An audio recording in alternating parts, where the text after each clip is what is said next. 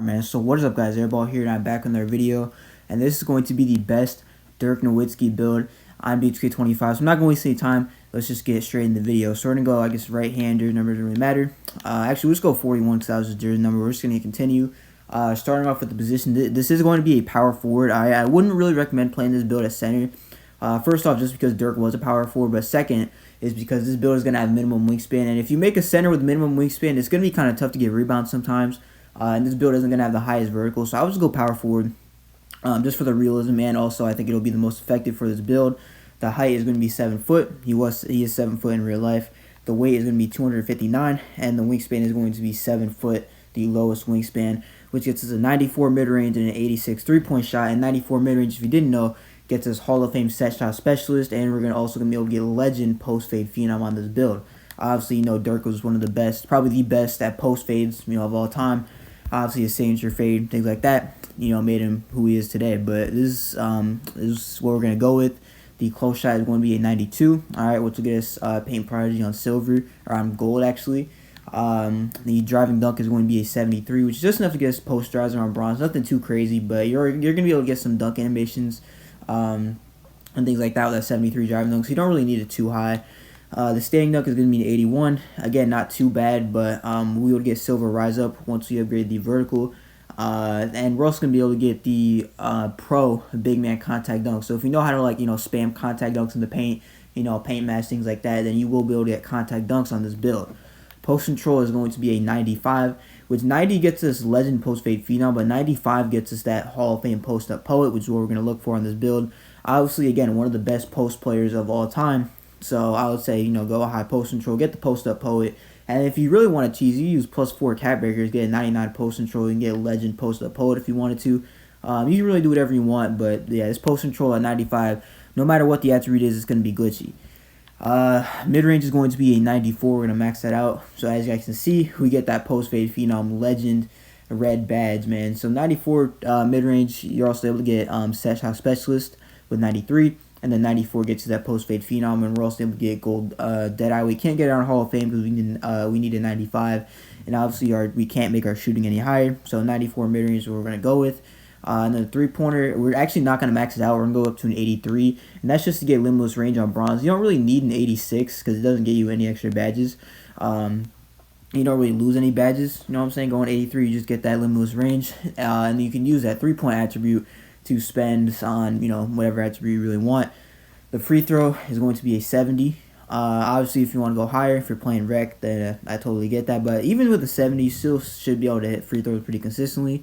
But yeah, moving on to playmaking, we're going to go with a 75 pass accuracy, which is enough to get us that silver dimer and silver break starter. He wasn't really known too much for his passing, obviously, because he was known for his shooting and his post scoring ability, things like that.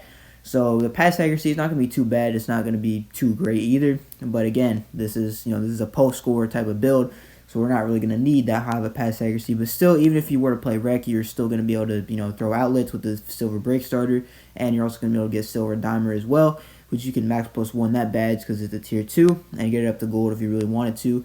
But 75 is what we're going to go with for this build. You can obviously go higher or lower if you want to. Interior defense is going to be a 74. Which is enough to get us that post lockdown on bronze. We just got to upgrade the strength. Perimeter is going to be a 62, which gets us a movable enforcer. Again, we got to upgrade the strength, but we will be able to get that. And again, having perimeter defense will really just help out with getting contests on the perimeter. You do have a small wingspan, so it would be kind of tough to contest shots without having that perimeter defense rating. So I would say go 62, get the movable enforcer, and then there's no point of going any higher because you don't get any extra badges. So 62 is what I'm going to go with. The steal is going to be a 60, which is enough to get us interceptor on bronze. Again, if you go any higher, you don't really get any extra badges. So I'll just go with 60 just to get the interceptor and then move on with it.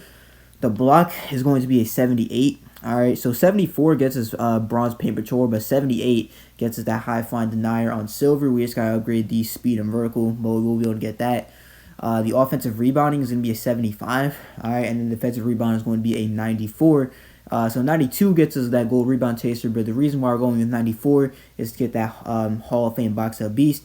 And if you guys get cap breakers, you guys see we get a 96 rebound. So if you use +2 cap breakers, you can get 96 rebound, then get Hall of Fame rebound chaser. So that's another option for cap breakers on this build. We're going to go ahead and max out the speed at 67. We're going to max out the agility 53. The strength is going to be a 91, which gets us that gold brick wall, and also a Hall of Fame box out beast, like I said, with that 94 offensive rebound. And you could honestly go higher if you wanted to. I'm just going 91 just to get the brick wall, but you could realistically go higher if you wanted to. It's really just your preference. The vertical is going to be a 74, and that should do it for the build. Now you guys see 74 vertical gets us that high flying denier on silver, which is the main reason why we're going for that. We don't really need anything higher. You know, if we go with the 80, we can't even get high flying denier on gold anyway. So I wouldn't even go with 80. I would just go 78 block and 74 vertical. Now you might be saying the defense is a little low. It is low, but we're talking about Dirk Nowitzki, someone who was not really known for his defense, and someone who was not great at defense during his career. But even still, you know, you have a 91 strength, so getting back down shouldn't be too much of a problem.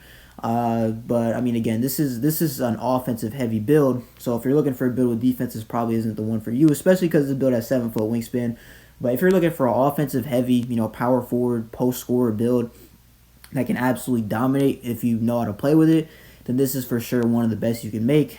In terms of cap breakers, I would probably use +4 on the post control, get up to 99. That would be really good because then you get legend post up poet. Then I would use the other +2 on rebound and get up to 96. You get Hall of Fame rebound chaser with that, which you can max +1 at the legend if you're really struggling getting rebounds. Or you get 94 mid range, you could use your max +1, get legend set shot if you really wanted to. So you got a lot of options with this build in terms of what to use your cap breakers on. You could even use it on strength, honestly. You get 95 strength with 96 rebound. You'll be able to get Hall of Fame brick wall as well as Hall of Fame post powerhouse. So it's really up to you where you put. Either way, this build will still be very, very good with or without cap breakers. Obviously, with cap breakers, it's going to be a little bit better just because you're going to be able to get some other badges that you couldn't get at the beginning. So, you know, that's the advantage there. But I mean, yeah, this build, I wouldn't say it's comp. Like, this definitely isn't like a comp type of build. But, you know, if you're a Mavericks fan, Dirk fan maybe, or you're just looking for a good post scorer build that can shoot the ball really consistently, maybe you're struggling to shoot in this game and you want to make a big man, this is also a pretty solid build for it. I mean, 94 mid-range, you shouldn't really be missing too much. Obviously, you're not really going to be hitting every shot because that's just how the game is, but you still should be hitting at least like 60% of your shots on this build. And these badges will definitely help out with that. Again, the post control is good. You know, you can still get contacts, believe it or not. You get pro contact dunks, pro big man contact dunks. You still get decent pass accuracy. Obviously, the rebound is going to be insane, and you also have pretty good strength as well. So moving on to the shades of, it's going to be Derek Coleman, Bobby Portis, and Jaren Jackson Jr. And then the build name is going to be called a 3-level scoring threat, I believe. Yeah, there it is. So I mean, yeah, again, it's a very common build name, but it is what it is. So that's going to do it for the video. If you guys liked it, make sure to comment, subscribe. I post every day on this channel, so make sure to stay tuned for daily uploads. But yeah, this is Airball. Peace.